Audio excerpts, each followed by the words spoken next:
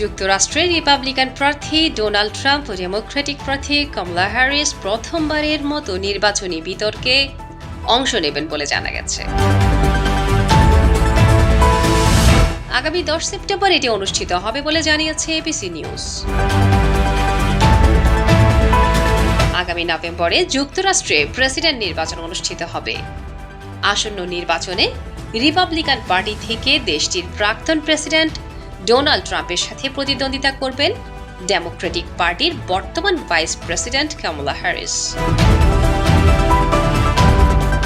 President নির্বাচনের পূর্বে Trump কমলার সাথে একাধিকবার নির্বাচনী বিতর্কে অংশ নেয়ার আগ্রহ প্রকাশ করেন।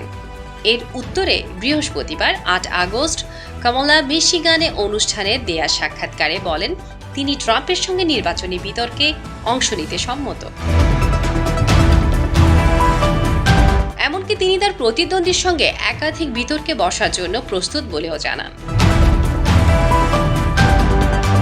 এদিকে ট্রাম্প ও কমলার প্রথম নির্বাচনী বিতর্কটি এবিসি নিউজ আয়োজন করবে বলে জানা গেছে।